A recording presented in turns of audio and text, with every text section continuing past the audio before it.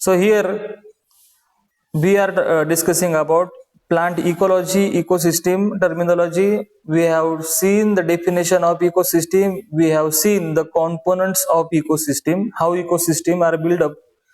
In that we have made progress and we have reached up to the species diversity. Still some students are facing problems with understanding about these terminologies. अजून सुद्धा बऱ्याच पोरांना त्याची अडचण होते आणि ते that is obvious because this concept is new for you. But आपल्याला काय म्हणतात कारण देऊन नाही चालणार. We have to do improvement in order to achieve the success in your subject because this subject is applicable in your competitive exams. Study of community in particular location. Bhosale Anushka very good. Particular location मध्ये कम्युनिटीचा अभ्यास करायचा आहे. पण हा झाला त्या डेफिनेशनचा second point. तुम्हाला त्या डेफिनेशन मध्ये डायरेक्ट कम्युनिटी वर्ड इंडिकेट करून चालणार नाही. ते तुम्ही नंतर एक सप्लिमेंट म्हणून यूज करायचंय. तर तुम्ही काय म्हणणार आहे, study of different species which are occurring in particular area. And तुम्ही सेकंड पॉईंट ऍड करा, it is also non as study of community of particular area असं तुम्ही म्हणा. किंवा तुम्ही उलट पालट गेलं तरी चालेल, पण डिफरंट स्पीसीज हा शब्द पण त्याच्यामध्ये आला पाहिजे. सो ओके, डेफिनेशन मध्ये काय अडचण नाही. तुम्हाला कोणी झोपेतून उठवलं तरी तुम्हाला सांगता येईल आता. सो नेक्स्ट आपला पॉईंट चाललेला आहे origin of species diversity. From where this species diversity terminology came. So in that we have discussed that Darwin studied various islands in which he noticed that there is a difference between organisms who are living in particular area. The differences are very minor. So he started to study further and started to study the organisms who were living in that particular area. So the particular area मध्ये जे पूर्वी राहत होते ते animal, पूर्वी राहत होते ते plant जर स्टडी करायचे असतील तर there is only one way available. We don't have time machine. Time machine आपल्याकडे असती तर आपण डायरेक्ट म्हणलं असतो चला आपण 65 करोड वर्षापूर्वी जाऊ आणि तिथं काय आपली एक वही घेऊन जाऊन आणि लिहून आणू की असं असं आहे बघ. मग तर काय विषयच नव्हता. पण तुम्हाला इथं बसवलंच नसतं, आपण तिकडेच असतो आता. तर विषय असा आहे की from where the knowledge came from fossil biodiversity. So the biodiversity word is separate and who have separate definition. And fossil biodiversity word is separate and which have separate definition. So fossil diversity includes the study of variation and variability among the organisms who were living in the past. Past म्हणजे काल नाही, past म्हणजे millions of years ago. So ह्या organism मध्ये तुम्हाला दिसेल की फरक आहे. मग त्यांच्यापासून आपण तयार झालेलो आहे हे सुद्धा आपल्याला जाणवतं. हे त्यांनी सिद्धांत मांडला होता आणि that principle still people are using today to find out the interrelationship among the different organism. Whenever we try to find out interrelationship between different organisms of different species, generally we tends to create phylogenetic relationship. Phylogenetic species diversity मधलं बोलतोय मी तुम्हाला. Origin of species diversity त्याच्यामध्ये तुम्हाला मी phylogenetic relationship बद्दल सांगतोय. So what is phylogenetic relationship? Phylogenetic relationship includes or shows the data of evolutionary relationship of different species. Means what? For example, human being and chimpanzee look similar in most of the cases. आपल्यासारखा चेहरा एकदम डिक्टो नाहीये, आपल्यासारखे हातपाय डिक्टो नाहीत, पण आपल्यासारखा body appearance आहे. ऑन अदर हँड एखादी काऊ किंवा बफेलो कडे तुम्ही बघा, तुमच्यामध्ये त्यांच्यामध्ये तुम्हाला खूपच फरक दिसेल, जमीन आसमान. तुम्ही म्हणसाल की मग आपले रिलेटिव्ह नाही येते. That is what I am talking here, phylogenetic relationship. तर या फायलोजेनेटिक रिलेशनशिप मध्ये आता मी तुम्हाला स्पीसीज डायव्हर्सिटीचं ओरिजिन एक्सप्लेन करायचा प्रयत्न करतोय. त्याच्यामध्ये त्यांनी एक थ्योरी मांडलेली आहे.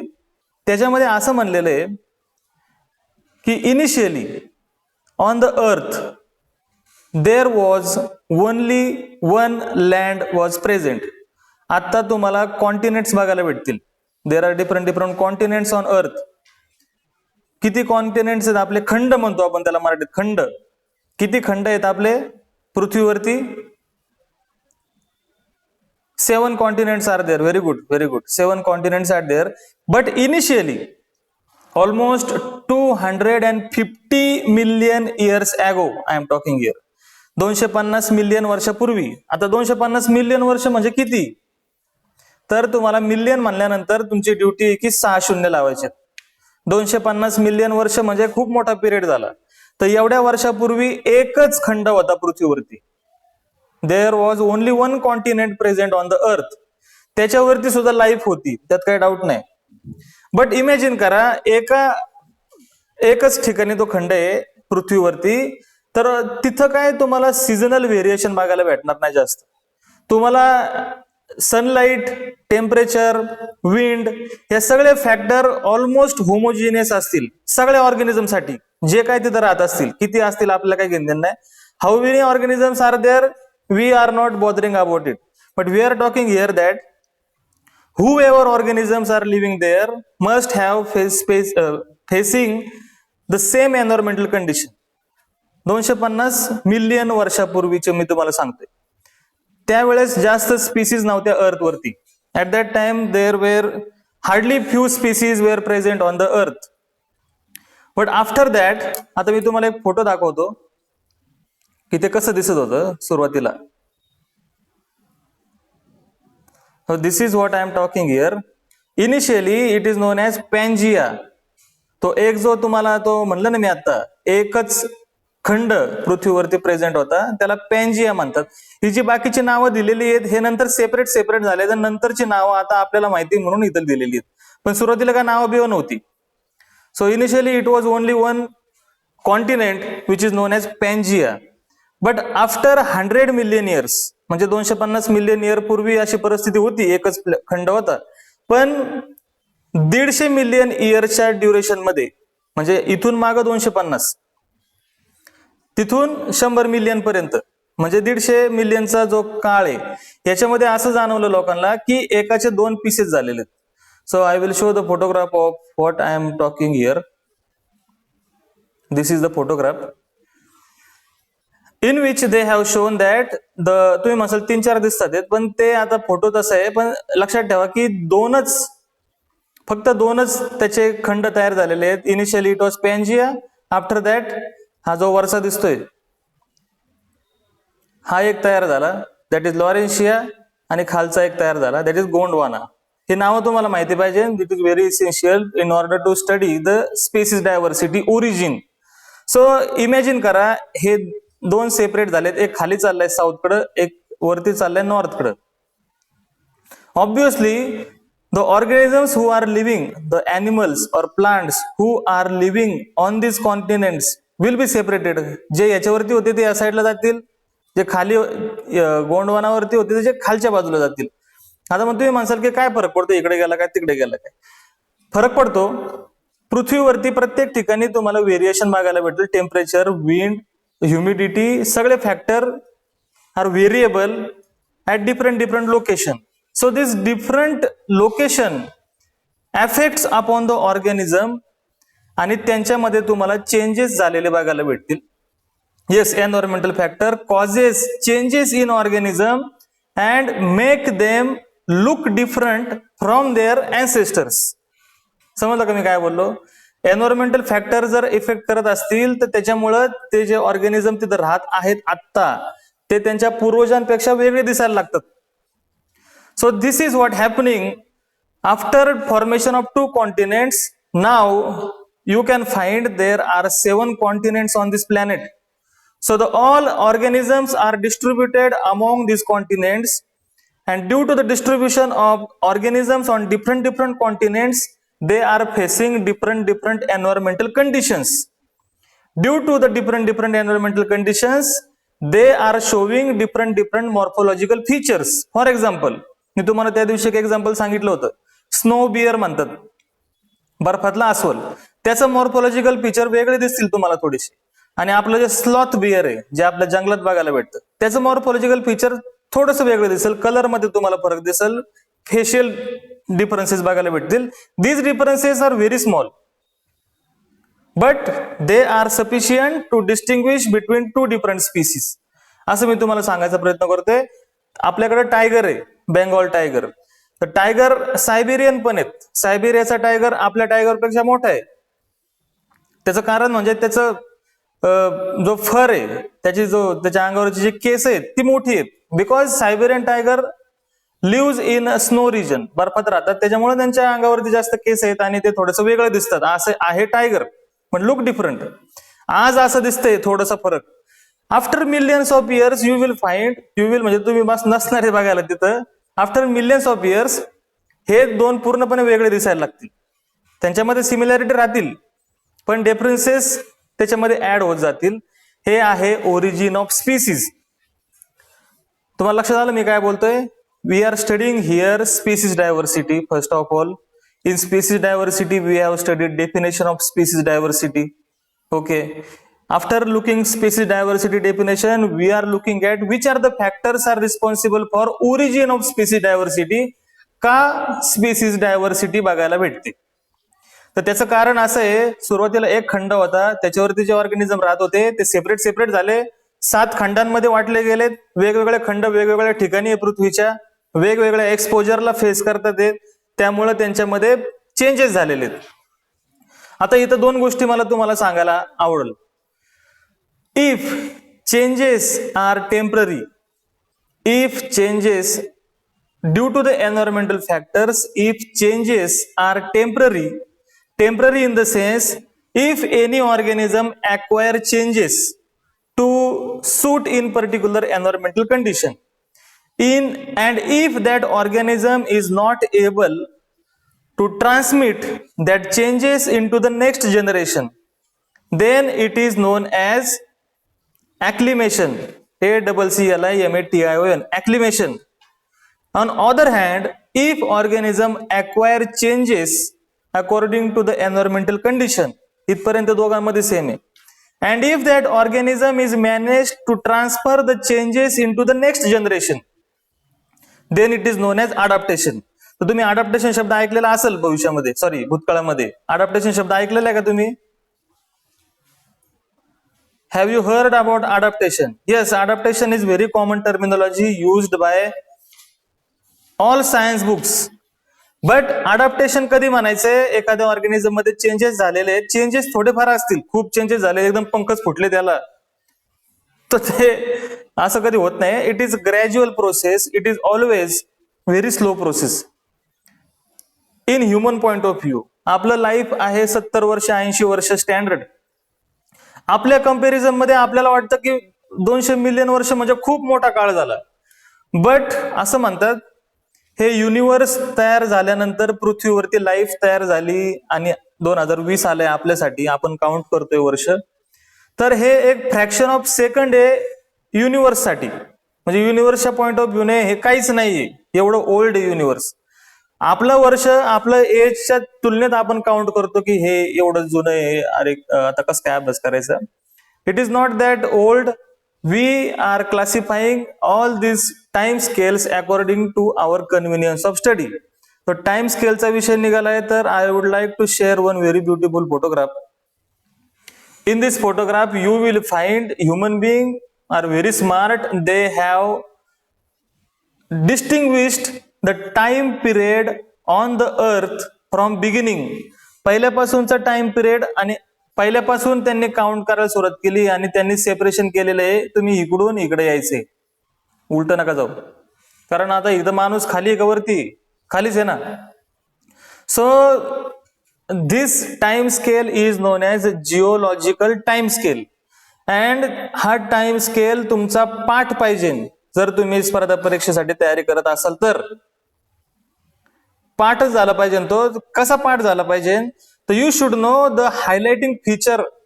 म्हणजे काय? सिनोझॉइक एरामध्ये तुम्हाला दिसेल की हे हायलाइटिंग फीचर आहे. याला ओळखता का तुम्ही? कोण येते? मी एरो केलाय तो.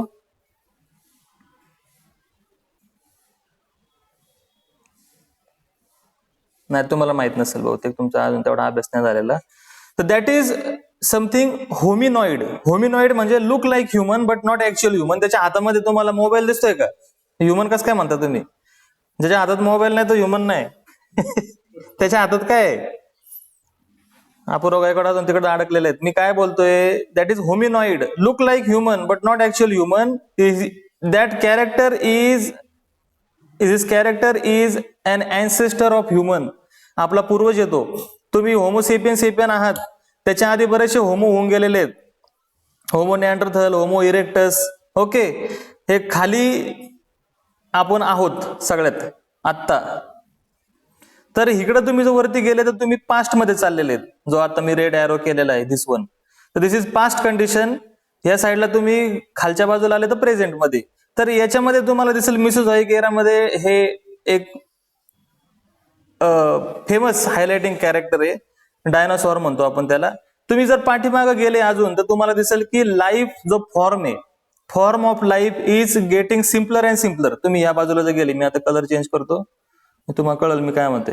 येलो चॉकच्या जर तुम्ही साईडने वरती गेले तर you will find the primitive life. आणि जर तुम्ही या ग्रीन चॉकच्या साईडने आले तर तुम्हाला सापडेल की life is evolving, getting more complex. Are you with me or not? तुम्हाला समजतंय का नाही काय विषय चाललाय हा? हे जिओलॉजिकल कॉलम केलेले आहेत त्यांनी, जिओलॉजिकल. हा, व्हेरी गुड. काय अवघड नाही याच्यामध्ये. तुम्हाला फक्त तुम्ही जर 10 वेळा जरी इमेज बघितली रोज आणि 10 दिवसासाठी तर हे पाठ होऊन जाईल तुमचं. काय विषय नाही याच्यामध्ये. फक्त तुम्हाला काय करायचंय की अर्थ मध्ये आतापर्यंत, मी तुम्हाला जरा मराठीमध्ये व्यवस्थित सांगतो मला काय म्हणायचंय. तुम्ही जरी हो म्हणले असले तरी मी तुमचं माइंड ओळखू शकतो. जेव्हा एखादं बाळ जन्म घेतं त्याला इन्फॅन्ट म्हणतात, इन्फॅन्ट. तिथून 10 वर्षापर्यंत त्याला ऍडोलसंट म्हणतात. 10 वर्षापासून त्याला 18 वर्षापर्यंत अमॅच्युअर म्हणतात, मॅच्युअर नाही झालेलं. 18 वर्षापासून तो 50 वर्षापर्यंत मॅच्युअर पर्सन आहे. 50व्या वर्षानंतर त्याला ओल्ड पर्सन म्हणतात. आपण काय केलं इथं, आपण एकच माणूस आहे, त्याच्या आयुष्यातले कुठला कालखंड आहे त्याला नावं दिलेली आहेत. तसंच पृथ्वीचं आयुष्य जेवढं झालेलं आहे, लाईफ ऑन अर्थ, हे आपण डिस्कस करतोय. तेव्हा आपल्याला पृथ्वीचं वय हे डिफरन्शिएट करायचंय. सगळ्यात सुरुवातीला जो पृथ्वी नुकतीच जन्म झाली होती तिथून पहिला ऑर्गॅनिझम तयार होईपर्यंत किती काळ गेला. आता तुम्ही काय करा, मी हे रिपीट नाही करत. मला आता मी कारण हे बोलायचं म्हणजे मला अर्धा पाऊण तास लागेल. तर तो आपला जो चॅनल आहे बीएससी बॉटनी स्टडीचा, त्याच्यामध्ये TYBSCचं पहिलं लेक्चर आहे, ते तुम्ही ऐका. तुम्ही म्हणसा आम्ही कशाला ऐकू, तर त्याच्यामध्ये मी हे सगळं सांगितलेलं आहे. त्याच्यात तुम्हाला कळलं की मला काय बोलायचं आता. सो अर्थचं एज आहे 4.5 billion year. Billion, not million, billion years. 4.5 billion years. तर पृथ्वीचा जन्म झाला लगेच त्याच्यावरती प्राणी येऊन पडला असं नाही झालं. तर at that time there was nothing which can sustain life. After that जवळजवळ 1 बिलियन इयर काहीच नव्हतं पृथ्वीवरती. After that life start to evolve and you are studying about species diversity origin, in which we are discussing here ki how many different factors are affecting upon the formation of different species. In that we are studying about the chart in which they have shown the different periods on the earth starting from Precambrian era, Paleozoic era, Mesozoic era.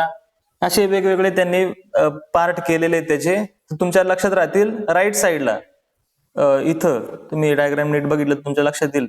हे जे आहे हे before आहे, million year before, म्हणजे 100 million year before, 200 million year before, 300 million year before, 1000 million year before, 4.6 thousand million year before. हे त्यांना म्हणायचे. 4.6 thousand million year म्हणा किंवा 4 बिलियन इयर म्हणा, काही प्रॉब्लेम नाही. तर हा विषय आहे की origin of species diversity. Okay, तुम्हाला कळालं आता स्पेसिस डायव्हर्सिटी कसं काय तयार झालेली आहे. येस, स्पेसिस डायव्हर्सिटी तयार झालेली आहे because organisms have distributed in different continents which are facing different environmental condition which is resulting in to the differences in different species. Okay, आता हे झालेलं आहे.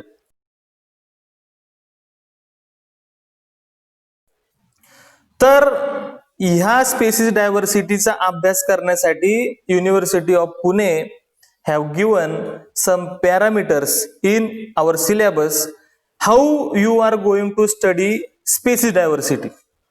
एखाद्या एरियामध्ये स्पेसिस डायव्हर्सिटी म्हणजे काय, एखाद्या एरियात किती स्पीसीज आहेत. मग ह्या एरियामध्ये जेवढ्या काही स्पीसीज आहेत त्यांचा अभ्यास करण्यासाठी त्यांना एक पॅरामीटर द्यायला लागतो. पॅरामीटर म्हणजे काय, लेट मी एक्सप्लेन.